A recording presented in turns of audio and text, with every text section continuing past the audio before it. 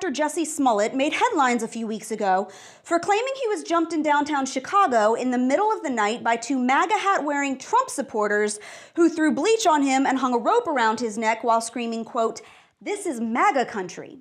Now, Smollett's making news for an entirely different reason, for reportedly having staged the whole thing.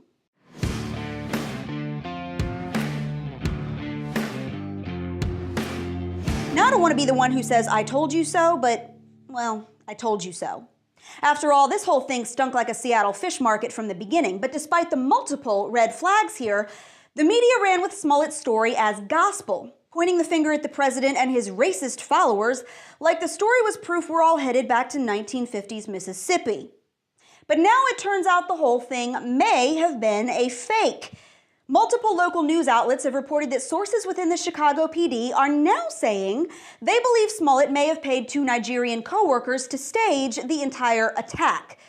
Police haven't confirmed this yet, but they have said that the two men's testimonies have, quote, shifted the trajectory of their investigation. Both men have been released, and Smollett has reportedly hired a criminal defense attorney. Now, the worst part is that if Smollett is lying, he is just the latest in a long line of fake hate crimes that the media has fallen for in their quest to paint Trump supporters as a bunch of violent racists. Y'all remember any of these? The day after Trump was elected in 2016, Alicia Long, a student at Bowling Green State, claimed that white men wearing pro-Trump shirts threw rocks at her and called her racist names. Now, students launched protests while the university hosted a town hall to discuss the incident, but it turns out Long made it all up. In mid-2017, a pro-gay Episcopal church in Indiana was spray-painted with Heil Trump, a swastika, and anti-gay messages. Turns out the vandal there was the church's gay organ player who said that he was, quote, hoping to mobilize others disappointed with the election results. Days after the Pittsburgh shooting, Trump supporters were blamed for pro-Nazi vandalism at a Brooklyn synagogue and setting fires in a Jewish community.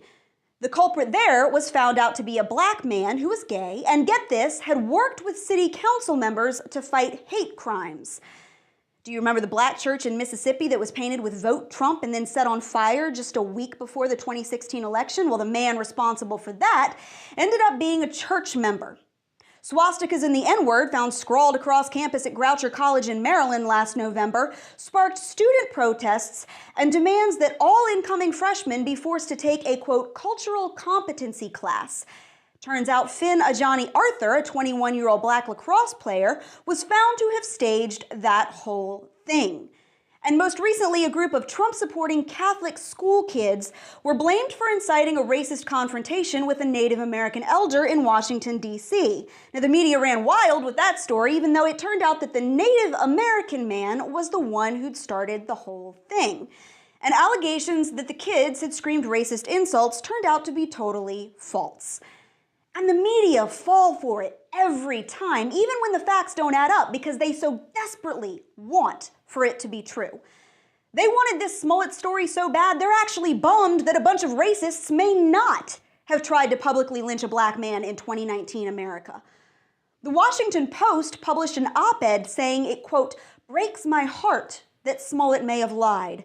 CNN's S.E. Cupp blamed Trump supporters for being giddy that a hate crime didn't happen and said the whole thing is, quote, sad no matter your politics.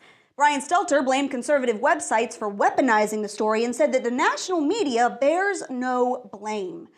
Here's a pro tip, guys. When you actively promote a hoax, especially one with glaring red flags that you don't even bother to look into, you are complicit in the lie. And the media's constant falling for these fake racist anti-Trump con jobs proves yet again that they care nothing about the truth, but about painting anyone they disagree with as evil, violent bigots. And yes, that is when the media becomes the enemy. And that's your Reality Check, America. Make sure you subscribe to our YouTube page, like us on Facebook and Twitter, and stay sane out there.